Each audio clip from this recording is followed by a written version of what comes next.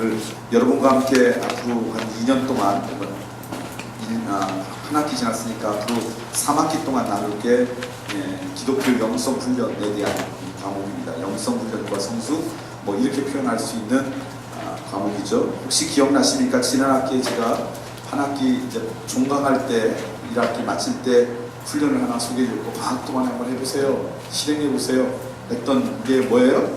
묵상의 훈련. 이미 뭐 평소에 됐던 분들이라 여러분 잘 하셨을 거라고 생각해요. 이번 학기 있으면서 여러분이 좀 훈련했으면 좋겠다라고 하는 훈련은 기도의 훈련입니다.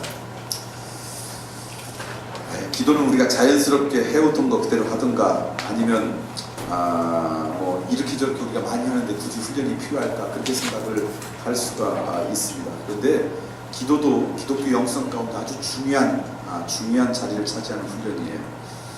왜 이 기도가 기독교 영성 가운데 중요하냐면요, 이것은 우리의 영성 훈련의 기초이기 때문에 중요합니다.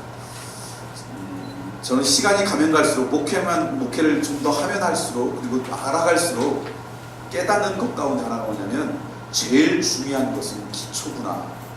우리 신앙생활에서도 정말 중요한 것은 뭐냐면 기초예요. 기초가 튼튼하지 않으면 우리의 신앙생활 가운데 두 가지를 놓쳐요. 하나는요, 재미를 놓쳐요. 즐거움을 놓친다는 거예요. 신앙생활이 즐거워요, 즐겁지 않아요? 기초가 튼튼하지 않으면 신앙생활이 즐거움이 아니라 어떤 의무감, 어떤 무슨 부담감, 짐처럼 느껴져요. 근데 신앙생활의 기초가 튼튼해야지 신앙생활에 즐거움이 있어요. 또 하나는 신앙생활, 우리의 영적 생활에 열매가 맺혀지기 위해서는 기초가 필요해요. 그래서 기초가 참 중요합니다. 근데 오늘 우리는 기초는 잘 보이지 않다고 해서 간과해요. 좀 무시했죠. 이따가도 아마 점심 드시고 이제 여러분 투어할 텐데, 투어는 뭐 여기 계신 사역자들이 아마 함께 할 거예요. 제가 기본적인 설명만 좀 드리고요. 이렇게 아름다운 건물이 들어서기 위해서 제가 보니까 이 높이만큼 하더라고요. 그리고 돈은 올라올 때 많이 들어갈까요? 팔 때 많이 들어갈까요? 어떻게 그렇게 잘 왔어요? 우리가 이거 안 팠으면 돈도 별로 안 들었을 거예요. 근데 지하를 얼만큼 파느냐가 훨씬 공사비도 많이 들어요. 이유가 뭘까요? 그렇죠. 기초가 튼튼하면요, 잠시는 흔들리지만 무너지지 않아요.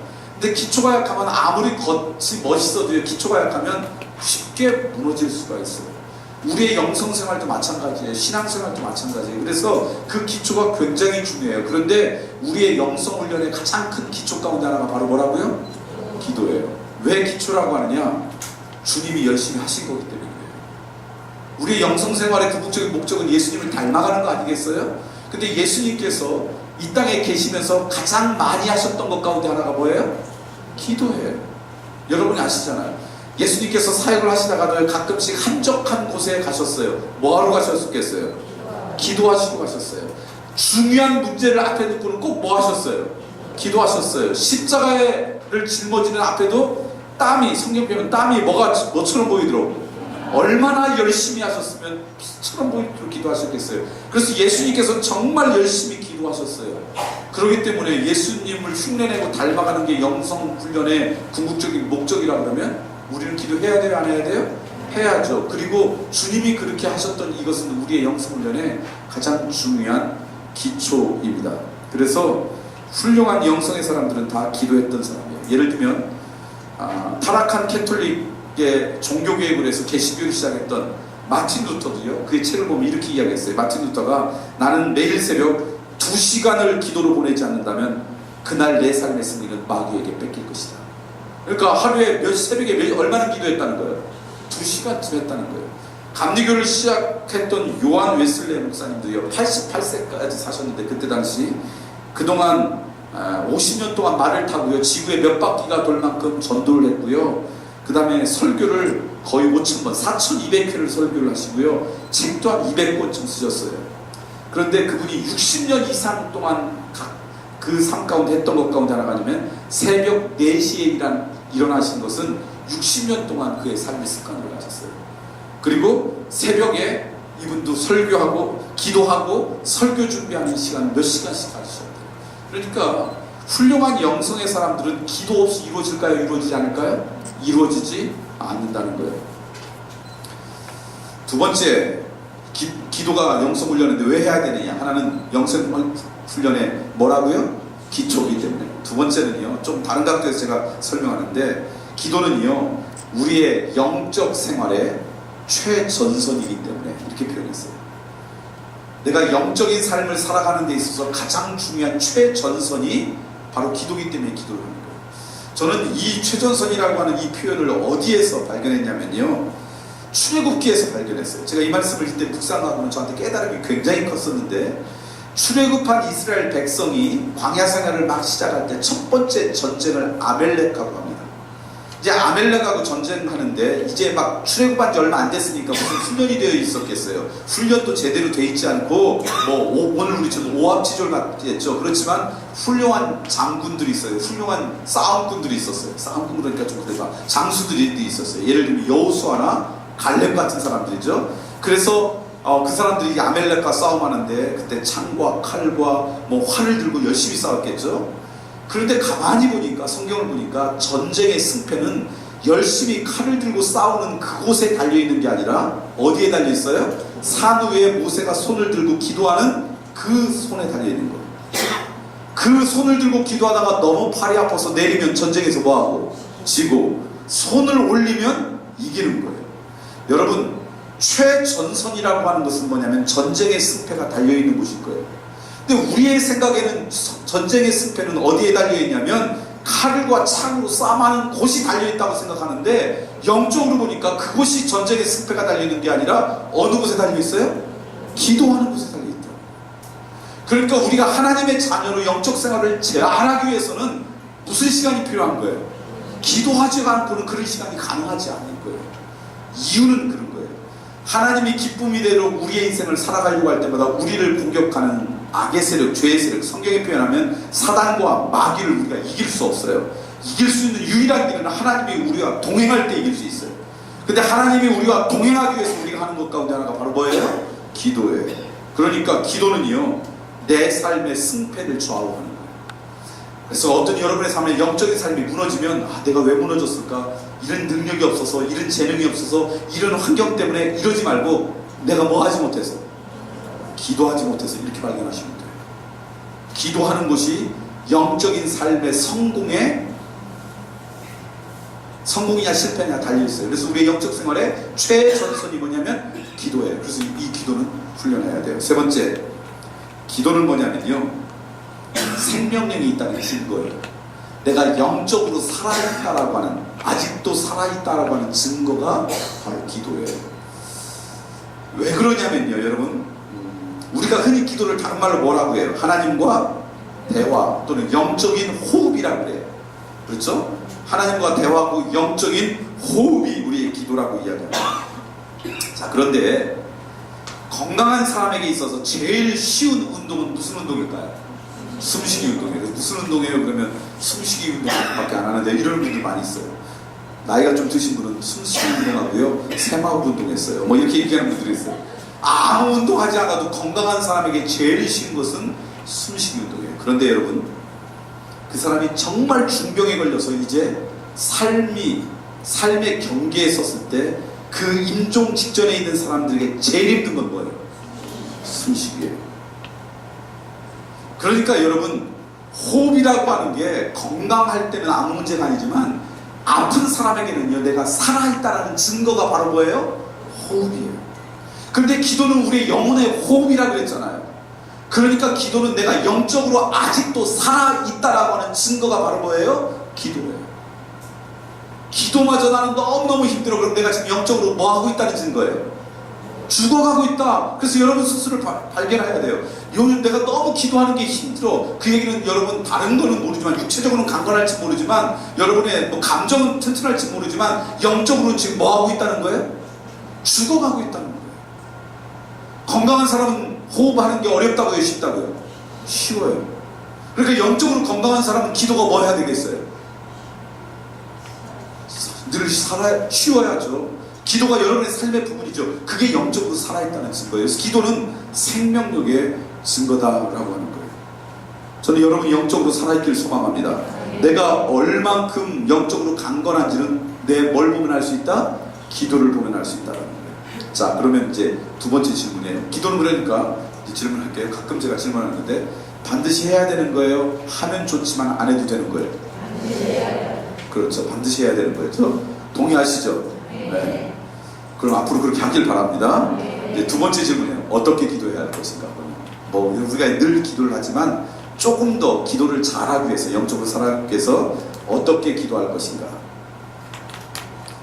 제가 옷을 좀 벗을게요.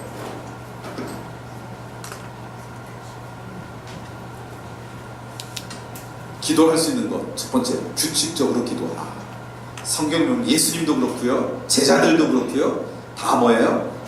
규칙적으로 기도했어요. 예수님도 성경에 보니까 너희가 기도할 때에 이렇게 표현했어요. 기도할 때라는 것은 규칙적으로 기도했다는 거예요, 즉흥적으로 기도했다는 거예요. 규칙적으로 기도하는 습관이 있었다는 거예요. 너희가 기도하게 된다면 이렇게 말씀하시지 않았어요. 너희가 기도할 때에, 다시 말하면 규칙적으로 기도하는 거예요. 여러분, 우리가 무엇을 하든지 간에 그것을 통해서 우리의 성장이 있으려면요, 다 규칙적으로 해야 돼요. 피아노를 배우는데 하루에 한 10시간 배우고 한 달 동안 쉬어. 또 하루에 10시간 치우고 한 달 동안 쉬어. 이 사람하고 하루에 30분씩 치는 거하고 누가 훨씬 피아노 잘 칠까요? 그렇죠? 뭐든지 다 칠 거예요. 아주 작은 시간이라도 날마다 규칙적으로 떼어놔서 그 일을 하는 사람에게 변화와 성숙이 있습니다. 그러니까 기도를 어떻게 해야 될까? 제일 중요한 것은 규칙적으로 해야 돼요. 어느 날 내가 그냥 무슨 그냥 3일 동안 내내 잠 안 자고 막 집야기도 하고 그리고 한 1년 쉬고, 이거보다 날마다 3분이라도 날마다 기도하는 게 훨씬 더 영적으로 강건합니다. 그래서 규칙적으로 해라라는 거예요. 그럼 규칙적으로 하려면 여러분 하나 있어요. 저는 규칙적으로 기도하고 싶은데요, 그럴 시간 내기가 참 힘들어요. 저는 시간 날 때마다 기도하는데요, 시간 날 때마다 기도한다는 것은 다른 말로 이야기하면 기도하지 않는다라는 말 같은 말이에요. 살아보니까 여러분, 시간이 납니까? 시간이 날 때가 있습니까? 시간은 떼어놔야지 나는 거예요. 시간의 특성은요, 내가 떼어놔야지 나지 자연적으로 나한테 시간이 주어지지 않아요. 그게 우리의 인간의 본능이에요. 시간은 절약할 수도 없어요. 그냥 다 흘러가게 돼요. 그러니까 규칙적으로 기도하라는 얘기는 다른 말로 이야기하면 기도하는 시간을 반드시 뭐하라고? 떼어놓으라는 거예요. 확보하라는 거예요. 그게 어느 시간이든 얼만큼 많이 보다 더 중요한 것은 내가 기도의 시간을 떼어놓았느냐, 이게 훨씬 더 중요하다는 거예요. 그리고 특별히 이런 거죠. 아까 피아노 얘기했는데 피아노를 얘기할까요? 내가 피아노 치고 싶을 때 연습하고 치고 쉽지 않을 때는 연습하지 않고, 피아노의 실력이 쑥쑥 늘까요? 더디 늘까요? 피아노를 잘 치려면 내가 피아노를 치고 싶을 때 치는 게 아니라 치고 싶지 않아도 그 시간에 쳐야지 그때 오늘 우리들이 피아노 실력이 느는 거 아니겠어요? 이런 거하고 똑같아요. 제가 옛날에 헬스클럽 가서 운동을 했던 적이 있어요. 제가 미국에서 사역할 때 저희 교회 바로 앞에 큰 헬스클럽이 생겼어요. 짐이라고 그러는데 엄청나게 크게 생겼어요. 한 달에 한 30불, 그러니까 우리나라 한 3만 원만 내면 한 달 이제 거기서 운동할 수 있는 거를 이제 끊어서, 저희 교회 그때 사역자들이 다 끊었어요. 운동해야 돼. 운동도 사역이다. 그랬는데 여러분 아시지만 끊어도 열심히 안 가잖아요. 그래서 우리들이 어떻게 가자 하면서 이제 열심히 했어요. 근데 이제 우리 교회 앞에 있으니까 가면 우리 교인들을 자주 만나요. 그럼 거기서 만나서 운동하고, 근데 제가 두세 달 됐는데 알통도 안 나오는 거예요. 별로 달라진 게 없는 거예요. 아니, 운동을 하면 건강해야지 하는데 별로 건강한데 배는 더 나오는 것 같고. 그랬는데 이제 거기에 이제 그 큰 짐들에는 이 트레이너가 있잖아요. 트레이너들이 있어요. 그래가지고 개인적으로 시간도 하지만 원하는 언제든지 그때그때 이렇게 지도도 해주고 그러는 분이에요. 그래서 제가 물어봤어요. 흑인 청년이었는데 이렇게 해야 되는 이들 있잖아요. 헬스클럽 가면 두 종류의 사람이 있는 거 아세요? 가능하면 옷을 조금 입어서 살을 보이는 사람이 있고요, 가능하면 살을 가리는 사람이 있어요. 어떤 사람이 가능한 옷을 조금 입을까요? 자신 근육 있는 사람. 저는 가능한 옷을 가리는 사람이었는데 그냥 거의 안 입은 것처럼 이렇게 입고 이렇게 울퉁불퉁한 흑인 그 트레이너가 있는 거예요. 그래서 물어봤어요. 야, 나 한 3개월 동안 운동했는데 야, 하나도 뭐가 안 나오고 그냥 배만 더 나오고 그런다. 그랬더니 저한테 막 웃으면서 물어보는, 너 어떻게 운동했냐? 그래서 와가지고 내가 열심히 하다가, 그러니까 한 50분씩 막 듣고 그러다가 이제 좀 지치면 가서 또 하다가 우리 교인만 하면 반가워가지고 옆에 주스 파는 데 가서 주스 마시면서 한참 얘기하고 또 이러고 이렇게 3개월을 보냈거든요. 그 얘기했더니 막 웃으면서 너 평생 해봐라. 아무것도 안 나온다는 거예요. 그래서 저한테 이렇게 이야기하는 거예요. 적절한 무게를 들을 때 근육이 나온대요. 그래서 내가 물어봤어요. 뭐가 적절한 무게냐고. 그렇지 않겠어요?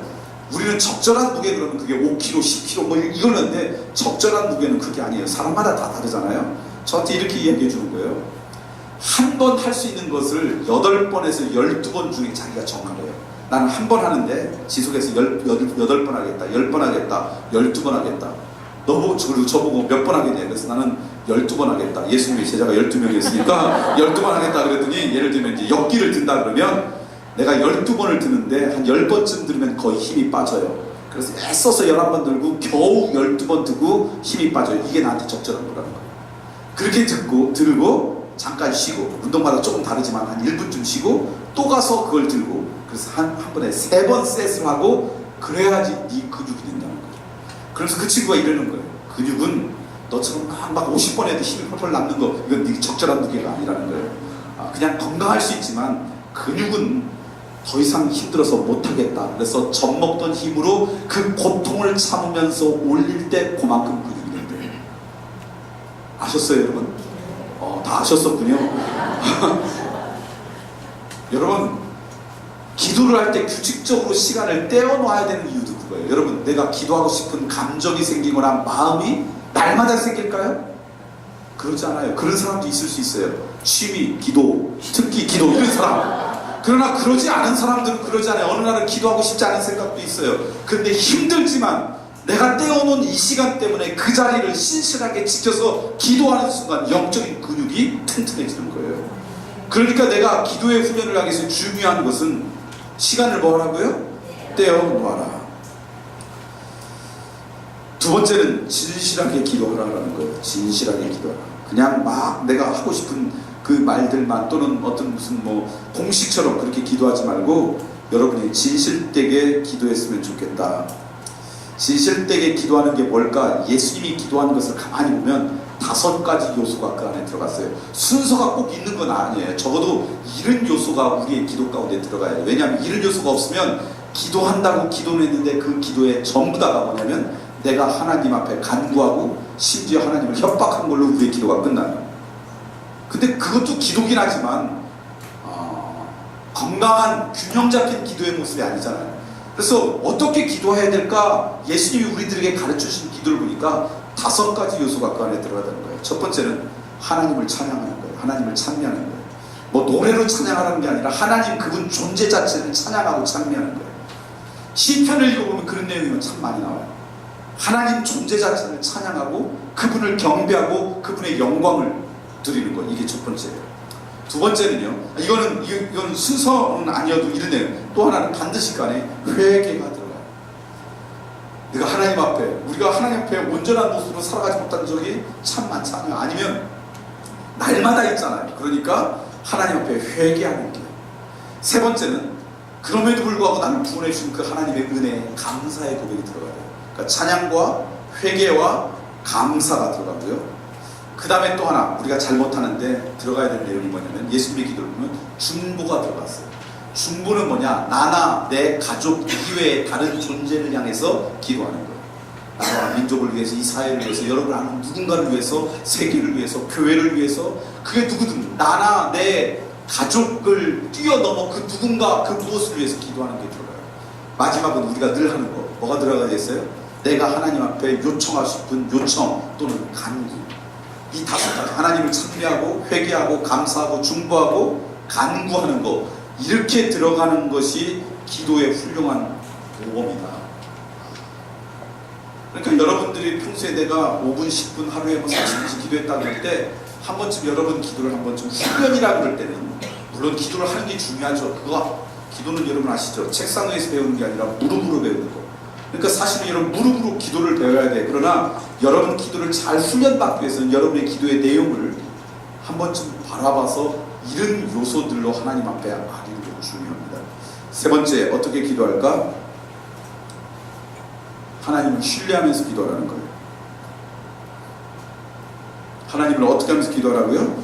신뢰하면서. 기도를 하는데 하나님을 신뢰하지 않는다 그러면 그거는 진정한 기도가 아니죠. 그렇죠? 근데 하나님을 신뢰한다라고 하는 것은 뭐냐면 내가 기도하면 하나님께서 이 간구를 반드시 들으실 거라고 하는 믿음으로 간구하는 거예요. 그렇죠? 여러분 잘 아는 그런 조크 있잖아요. 목사님들이 설교할 때 가끔씩 인용하는 조크. 교회 앞에 지하에 술집이 있었는데 어느 날 술집에 벼락이 쳐가지고요, 불이 나가지고 술집이 그냥 불이 다 탔대요. 그러니까 이 술집 주인이 고발하는 거예요, 교회를. 왜 고발했냐면 평소에 교인들이 우리 교회 앞에 있는 술집을 없애주옵소서 기도했다는 소문을 들은 거예요. 그러니까 우리 집에 벼락이 떨어져서 불난 것은 누구 때문에 그랬다고요? 저 교회가 기도해서 내가 손했다, 손해배상을 청구하는 고소를 한 거예요. 그래서 재판이 열렸대. 그래서 이 술집 주인이 우리 집이 벼락을 맞아서 불난 것은 저 사람들이 교회에서 기도한 거니까 저 사람들이 우리 손해배상을 해줘야 됩니다. 그랬더니 이제 교회 측에서 나와가지고 아니 기도한다고 벼락을 치니까 또 이렇게 이제 변론을 한 거예요. 우리는 아니 기도한다고 벼락을 치면 뭐 보통 다 벼락 맞게요 이렇게 된 거예요.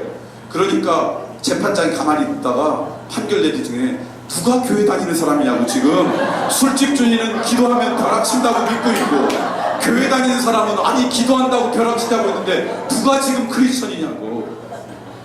이런 조크가 있다고 목사님들이 가끔 설교하시잖아요. 미국 사람들에게 있는 책 가운데 있는 내용이에요. 기도할 때는 신뢰하십니까? 여러분 기도할 때 신뢰할 때 기도가 돼요.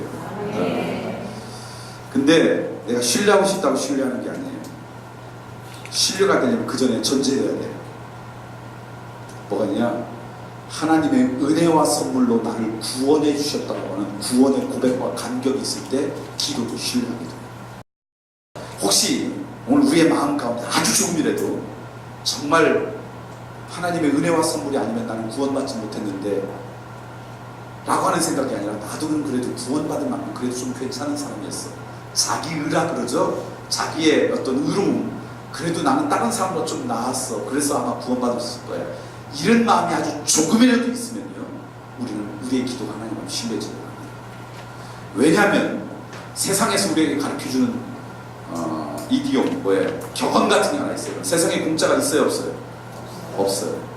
그리고 내가 노력한 만큼 하늘이 스스로 돕는 자를 돕는다고 생각해요. 근데 기도를, 그런 사람은 그런 믿음 가운데 있으면 기도하려고. 그러니까 내가 하나님의 구원받은 게 하나님의 공짜로 선물로 전적인 은혜로 구원받은 게 아니라 내가 구원받을 만한 그 무엇이 있어서 구원받았다고 생각하면 어떻게 되냐면 아니 내가 해야 되죠, 그걸 기도한다고 하나님이 도우셔? 라고 하는 마음이 있을 수밖에 없어요. 근데 나는 내 스스로 구원받을 수 있는 존재가 아닌데 정말 하나님의 전적인 은혜로 구원받았어, 공짜로 구원받았어, 이 고백이 있으면 우리의 노력과 상관없이 하나님의 은혜가 있을 수 있어요, 없어요? 있어요. 그 믿음이 있어서 기도하는 거예요. 그게 우리의 신뢰의 근거예요. 그러니까 그 믿음이 있을 때 신뢰하는 거죠. 그러지 않으면 신뢰하지 못해요. 기도하고 나서도 어떻게 해요? 기도는 한 거지만 설마 이런 마음이 있어요. 저는 여러분이 하나님 앞에 기도할 때마다 신뢰하며 기도하기를 소망합니다.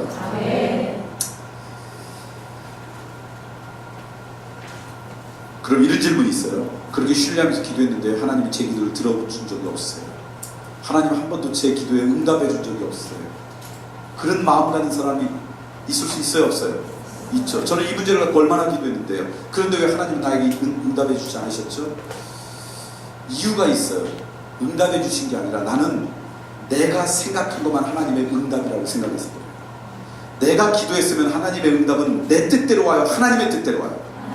그런데 오늘 우리는 내가 계획하고 내가 결정한 대로 그 결과가 없으면 하나님은 기도를 들으시지 않았다는 것을 생각해요. 하나님이 오늘 우리가 기도할 때 응답하는 방법이 하나가 아니에요. 여러 가지예요. 아무리 기도해도 한 번도 응답해 준 적이 없어요. 그런 분들은 다시 한번 이것을 깊게 생각해야 돼요. 첫 번째, 하나님께서 우리에게 기도를 응답해 주시는 방법 가운데 하나가 있다면 그건 뭔지 아세요? No, 안 돼. 그것도 하나님의 응답인 거 아세요?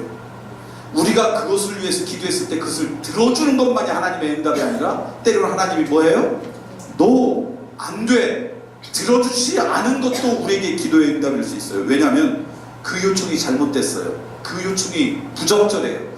우리에는 이게 맞다고 생각했지만 그거는 그것을 들어줬다는 오히려 우리의 인생이 망가져요. 그러면 우리를 사랑하시는 하나님이 들어주시겠어요? 들어주시지 않으시겠어요? 안 들어주세요. 그래서 성경에 보면 제자들도 기도했고 사도 바울도 기도했지만 다 들어주시지 않았어요. 그러니까 노도 하나님의 기도의 응답에 우리를 사랑하시기 때문에 안 들어주시는 거예요. 우리 제 둘째 아이가 남자아이인데 얘가 고등학교 다닐 때 한참 사춘기였을 때 어느 날 저한테 와서 그러는 거예요. 아빠 나 사랑해. 이 얘기는 무슨 얘기예요? 뭔가 나한테 부탁할 게 있다라는 얘기 아니에요. 사춘기 되면 말도 안 걸던 놈이 그래서 너 사랑하지. 그럼 내가 뭐든지 부탁하면 아빠가 다 들어줄 거야? 그래서 뭔데 말해봐 그랬더니 아니 그 약속부터 해. 뭐든지 다 들어준다 그러면 내가 이야기하고 만약에 그러지 않는다면 얘기 안 할 거야. 여러분 그때 쉽게 약속했다가 안 들어주시면 안 돼요. 그렇죠? 그 얘기는 주로 들어줄 만한 이야기일까요? 들어주지 말아야 될 이야기일까요? 그러니까요. 그래서 넌 내가 사랑하는데 네가 얘기했다고 다 들어주는 거 아니야. 정말 그게 너를 위하면 내가 들어주지만 그러지 않으면 내가 생각해볼게. 함께 기도해보고 결정할게. 그랬더니 아니 그럼 됐다고 말 안 해. 그래서 내버려뒀어요. 사춘기에 내버려두면 다시 오게 돼 있어요. 한 며칠 후에 다시 와가지고 아빠 진짜 나 사랑해? 그럼 널 얼마나 사랑하는데 그럼 내가 이 얘기하면 다 들어줄 거야? 들어줄 만한 법은 들어주지. 제가 이 얘기하다 갑자기 생각난 게 있어요. 요거하고 좀 다르지만 제가 어제 잠깐 TV를 틀었더니 세상에 나쁜 개는 없다 뭐 이런 게 있더라고요. EBS에. 그래서 개 훈련시키는 사람이 나와서 하는 걸 내가 한 15분 봤는데 개를 너무나 사랑하는 조그만 무슨 뭐 직원이 한 열 몇 명쯤 되는 사장이 있었어요. 그래서 너무 개를 좋아해서 개를 가지고 출근하는 거예요. 그리고 직원들도 너희들이 원하는 개 갖고 출근해서 일해도 됐다. 완전히 사무실 개판인 거야. 막 여기저기 막 개들 막 그냥 막 똥도 싸놓고 막 옆에 물고. 그래서 저는 보면서 아니 저렇게 어떻게 일하는가. 근데 이 사람들이 이제 개는 좋아하지만 그러다 보니까 이게 너무 힘드니까 이제 아마 이 사람을 요청했는가 봐요. 방송국이 와서 이 사람이 가르쳐 주는 거예요. 그런데 이 사람이 그러는 거예요. 이건 개를 사랑하는 게 아니라 정말 개를 사랑하려면 디서플린을 시키라고. 훈련을 시켜야 된다고. 그러니까 사랑한다고 그대로 내버려두는 것 이거는 개를 사랑하는 게 아니에요. 그러면서 그 방법을 알려줘요. 그래 보니까 나중에 그 사무실이 조용했어요. 사람도 매너가 있어야 되는 것처럼 개도 매너가 있어야 된대. 전 개 매너를 처음 들어봤는데 그러면서 뭐라고 이야기하냐면 이렇게 사람들이 함께 모여 일하는데 개를 내가 꼭 데리고 왔다 너무 사랑한다면 그냥 데려온 건 아니라는 거예요. 케이지 있잖아요. 그 안에 들여놔서 자기 책상 밑에 놓고 와야 된다고. 그리고 1시간이나 2시간쯤 일한 다음에 얘를 데리고 나서 산책해주고 계속 가다 보면 얘를 또 학대하는 거니까 제가 보면서 진짜 개를 좋아하는 사람은 저걸 꼭 봐야 되겠구나. 진짜 자녀를 사랑하는 사람도 꼭 저걸 봐야 되겠구나. 우리는 그냥 내버려두면 그게 사랑이라고 생각하는데 그게 아니라는 거예요. 그것을 개답게 키우지 못하는 거라고. 그런 이야기를 했어요. 그러니까 아이들이 이야기할 때 다 들어줘. 그게 아니죠. 그랬더니 우리 아들이 이제 자기가 안 되겠다고 생각하는데 아빠 나 이 소원이 하나 있대. 이걸 꼭 들어주면 좋겠대요. 고등학교 2학년 때요. 뭐니? 그랬더니 아빠 오토바이 하나 사주세요. 그러니까 오토바이 타는 게 그때 멋있을 때 아니에요. 그 오토바이 타고 싶어가지고 오토바이 사달래. 제가 뭐라고 얘기했겠어요? 내 눈에 흙이 들어가기 전에 내가 몇 년 돼서 18살 넘으면 필요하면 차는 사줄 수 있지만 그거는 안 돼. 제가 그 아이를 뭐 하니까 안 되라고 대답한 거예요. 사랑하니까. 하나님도 우리를 너무나 사랑해서 들어주면 그러니까 우리 아이들이 저한테 삐졌겠어요? 안 삐졌겠어요? 삐졌죠. 우리가 삐질 수 있어요. 하나님 앞에 내가 간구한 걸 들어주시지 않았다고. 그런데 사실 지나고 보면 그게 우리를 정말 사랑하시는 하나님의 응답일 수 있어요? 없어요? 그러니까 노도 하나님의 응답이라고 보셔야 돼요.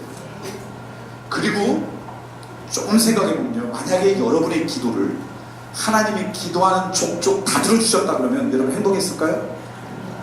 아마 여러분 가족 중에 이미 천국 간 사람 많을걸요? 여러분 주변의 친구 중에 이미 천국 간 사람 많을걸요? 그러지 않습니까? 저도 아마 천국 몇 번 갔다 왔을 거예요. 우리 교회들이 그 기도하는 걸 다 들어주셨으면.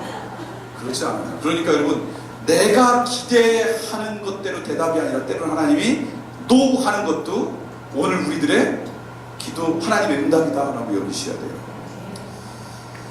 두 번째, 때로는 하나님은 뭐라고 하시는지 아세요? 성장하라 라고 대답하시면 돼요. 그러니까 내가 원하는 것을 그대로 지금 내가 원하는 대로 응답이 온 거야, 안 온 거예요? 오진 않았어요. 그런데 내 삶의 환경 가운데 인내하게 만들고, 그것 때문에 견디게 만들고, 그 상황 가운데 내가 거기서 버티게 만들어요. 그것을 통해서 하나님 우리를 뭐 시키는 거예요? 성장시키는 거예요.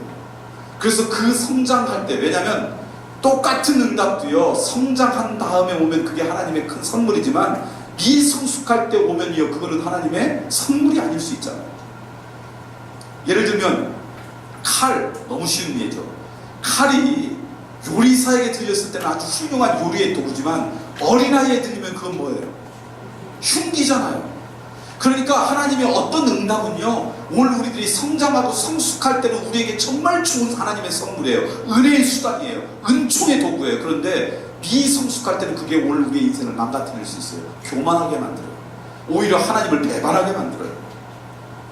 하나님의 영광은 사라지고 자기의 의로움만 자랑하다가 그래서 우리의 인생을 더 망치게 할 수 있어요. 그때는 하나님은 바로 응답하시지 않고 어떻게 해요? 우리를 성장시키도록 인도해요. 그런데 그때 오늘 우리들은 어떡하냐? 하나님은 응답하지 않으셨다고 생각해요. 그 과정 가운데 우리들이 있는데. 세 번째, 성장하고 조금 같을 수 있지만 또 다른 건데요, 적기가 아니면요, 하나님은 wait, 기다려라 라고 이야기해요. 기다리는 것도, 기다리게 하심도 하나님의 응답이세요. 하나님께서 중요하게 여기는 것은요, right time, 적절한 때, 적절한 때 이게 있어야지 그게 하나님께 오늘 우리에게 아름다운 은총의 수단이 되는데, 그때가 아니면 우리를 누리고 조금 기다리게 해요. 근데 그 기다려서 그 응답을 받을 때는 그의 인생 가운데 훨씬 아름다워요. 기다림을 참지 못하면요, 밥이 썩어요. 맛있는 밥은요, 뜸이라 그러죠. 뜸 들이는 시간이 필요해요. 그래서 때로는 하나님의 응답 가운데는 오늘 우리에게 뜸 들이는 시간이 필요해요. 그래서 기다리라고 이야기했어요. 그 기다림의 시간을 통해서 오늘 우리가 하나님 앞에 성숙되는 그런 도구가 되기 때문에 그렇게 응답했어요. 그리고 우리의 요청도 올바르고, 하나님의 요청하는 동기도 순수하고, 시기도 적절하고, 그래서 우리에게 꼭 필요하다면 그때 하나님은 뭐라고 대답하세요? 예스 응답하세요. 그러니까 예스도 하나님의 응답인데, 우리는 예스가 아닌 나머지는 하나님의 응답이라고 생각하여 응답이 없다고 생각해요. 응답이 없다고 생각해요. 여러분, 하나님에 대한 응답의 문을 좀 열어놓으시면 좋겠어요. 그리고 기도할 때마다 좀 그 전에 얘기했던 것처럼 신뢰하고 기도하세요. 하나님은 우리의 사소한 고백 하나도 절대로 가볍게 여기지 않으세요. 그래서 우리가 간구할 때마다 반드시 응답하세요. 근데 응답은 예스만 응답이 아니라 다양한 방법. 그래서 이 영적인 눈이 뜨면요, 하나님과의 교제가 깊어져요. 그리고 조금 더 설명하면요, 기도할 때 여러분들이 이제 기도가 좀 깊어지려면 이게 꼭 필요해요. 저도 이것을 깨닫기 전에는 기도하는 게 참 쉽지 않았어요. 기도가 깊어지려면, 하나님 앞에 여러분이 이제 기도할 때 보면 그렇게 생각하는 분이 있어요. 내가 기도할 때 하나님 앞에 좀 논리적으로 내가 쭉 이야기하는 게 기도겠다 생각해서 처음에는 이렇게 이야기하고, 두 번째는 이렇게 이야기하고, 이렇게 해서 기도하겠다 그러면 열심히 기도하고 시간 보면 2분 가 있어요. 그렇잖아요. 우리가 어떻게 그걸 그러겠어요. 근데 제가 어느 날 깨달은 게 있어요. 저는 좀 이렇게 합리적이고 논리적인 사람이라 그 전에 그렇게 기도했어요. 하나님 앞에 기도할 때 이렇게 나름대로. 근데 아무리 기도해 가면 5분도 힘들어요. 근데 어느 날 제가 깨달은 거예요. 하나님은 오늘 우리에게 기도라고 하는 것을 통해서 우리와 사랑의 관계를 유지하고 싶으세요. 기도는 하나님과 우리와의 영적인 대화라고 그랬잖아요. 그래서 하나님은 기도를 통해서 오늘 우리와 순수하고 아름다운 관계를 유지하고 싶은 게 하나님의 더 큰 목적이에요. 자, 그런데 제가 오늘 저녁에 집에 가가지고 제 아내를 만나는데, 제 아내한테 가서 오늘은 내가 처음에 이야기할 때 서론을 이렇게 이야기하고, 그러다가 본론을 이렇게 이야기하고, 그 다음에 이런 예화를 하나 쓰고, 마지막 결론을 이렇게 이야기하겠다 생각하고 우리 아내 집을 들어가면, 제 아내하고 저는 사랑하는 관계입니까? 비즈니스 관계입니까? 여러분 그거 아세요? 오늘 우리가 하나님은 사랑의 관계를 원하는데, 우리가 자꾸 기도할 때 잘못하면 하나님을 사랑의 관계, 사랑의 대상으로 보지 않고 뭘로 볼 수 있어요?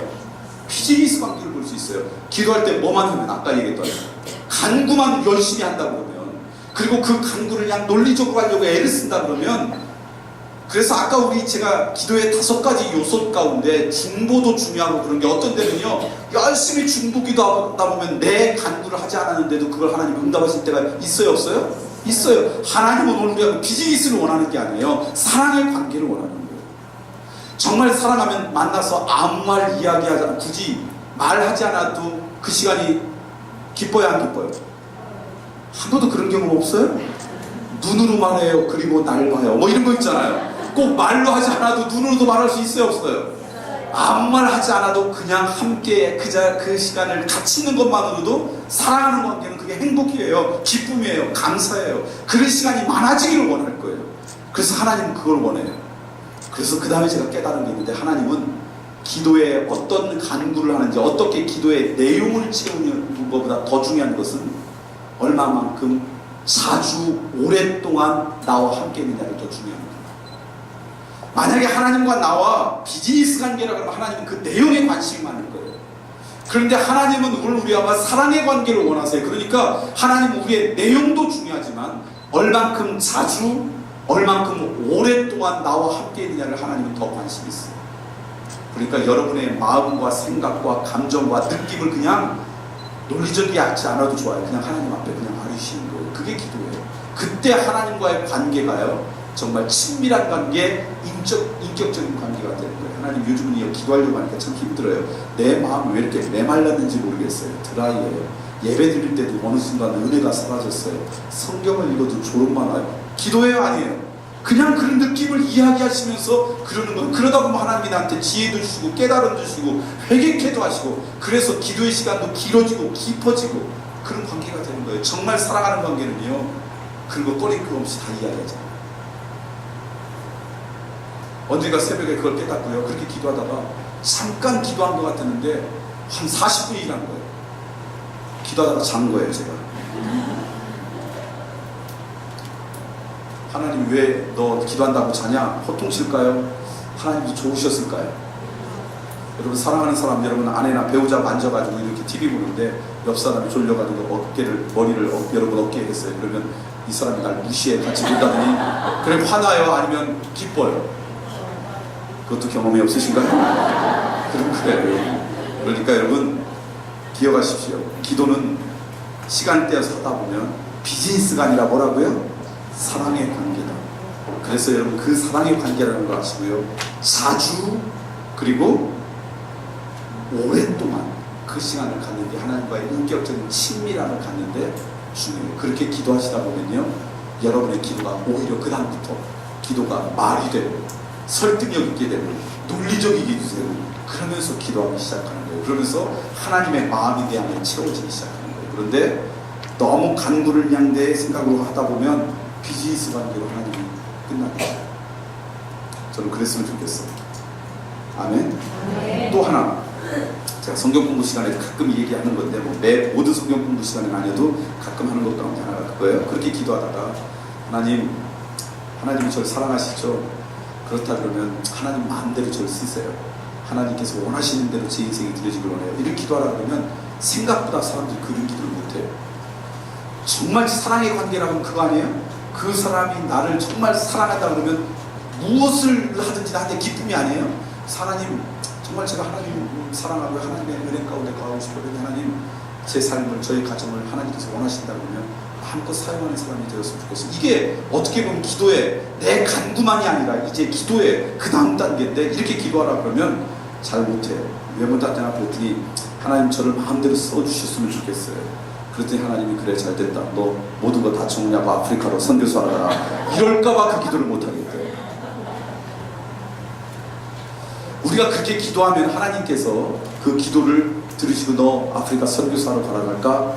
그래서 그 기도를 못하겠다는 것은 하나님에 대해서 우리가 오해하고 있는 거예요. 하나님에 대해서 오해하면요, 우리의 신앙은 잘할 수가 없어요. 그래서 하나님에 대한 오해만 풀어도요, 우리의 믿음 생활, 기도 생활은 잘 할 수 있어요. 이렇게 예를 들게요. 하나님과 우리를 사랑하는 관계를 정확히 표현할 수 없지만, 부모가 자녀를 사랑하는 것이 하나님이 우리를 사랑하는 것에 아주 그냥 조금의 모습일 거예요. 예를 들면 아까 얘기했던 우리 아들이 사춘기 때 씩씩거리고 막 엄마 아빠 말도 안 듣고 만약에 이제 그랬다고 합시다. 근데 이 애가 어느 날 고등부 예배를 드리다가 은혜를 받았어요. 내가 이렇게 살면 안 되겠구나. 그래서 집에 와가지고 엄마 아빠 지금까지 제가 잘못한 것 같아요. 뭐든지 다 시키세요. 그럼 제가 엄마 아빠 시키는 대로 다 할게요. 우리 아들이 그랬다는 게 아니라 그냥 예를 드는 거예요. 그랬으면 얼마나 좋았겠어요? 엄마 아빠가 뭐든지 시키세요. 그럼 저는 그걸 다 할게요. 그러면 제가 그걸 듣자마자 잘 됐다. 너 오늘부터 청소 네가 다 하고 아빠 구두도 다 닦아놓고 설거지 네가 다 해. 그럴까요? 그 얘기를 듣는 순간 아직 아무것도 하지 않아도 저는 그럴 것 같아요. 엄마 아빠가 뭐든지 시키는 대로 제가 다 할게요. 뭐든지 시켜주세요. 그러면 제가 그래 너 요즘 용돈 필요하지 않니? 야 요즘 너 운동화 낡았더라. 그러지 않겠어요? 내가 우리 아이를 사랑한다 그러면 걔가 행동으로 옮기기 전에 엄마 아빠가 원하는 게 뭐예요? 그 원하시는 거 제가 다 드릴게요 라는 말만 들어도요 그냥 제 마음이 기뻐서 너 뭐 원하니 요즘? 원하는 게 없니? 제가 우리 아들을 사랑하는 것보다 하나님은 우리들을 훨씬 더 많이 사랑하세요. 비교할 수 없을 정도로. 그럼 우리가 하나님한테 하나님 제 인생을 통해서 하나님께서 마음껏 일하세요. 지금 우리 가정을 주신 거 하나님이 어떤 뜻으로 주셨나요? 하나님께서 원하시는 거 저한테 깨달으면 그거 하고 싶어요 라고 기도하면 하나님이 그래 너 그거 다 정리하고 아프리카로 선교사 가라. 그렇게 말씀하실까요? 할 수도 있어요. 왜? 그게 그 가정 가운데 가장 행복한 길이라면 그렇게 말씀하실 수 있어요. 하나님을 위해서가 아니라 그렇게 하는 게 그 가정의 가장 아름다운 일이라면 하나님께서 강권적으로 그렇게 말씀하실 수 있어요. 그러나 우리를 너무 사랑해서 그거 하기도 전에 요즘 너 필요한 게 뭐니? 라고 물어보실 거예요. 그러니까 내가 하나님을 향해서 열심히 논리적으로 어떤 간구나 요청 드리기 전에 사랑의 관계를 먼저 하면 하나님은 이거를 간구하지 않아도 하나님은 우리의 삶을 아름답게 인도해 주세요. 이게 기도의 영적인 원리예요. 이런 기도 훈련이 여러분 가운데 있길 소망합니다. 말씀을 정리하고 싶어요. 우리의 영성 훈련 가운데 기도가 굉장히 중요하다고 했어요. 이유가 뭐라 그랬어요? 기초이기 때문에. 영성 훈련의 궁극적인 목적은 주님을 닮아가는 건데 주님이 그 기도를 그렇게 귀중하게 여기셨어요. 그리고 무엇보다도 우리가 하나님의 자녀답게 영적 삶을 살아가는 최전선, 무너지지 않게 해서 최전선이 바로 뭐하는 장소라고요? 기도하는 장소입니다. 하나님과 함께 동행하지 않으면 우리는 버티지 못합니다.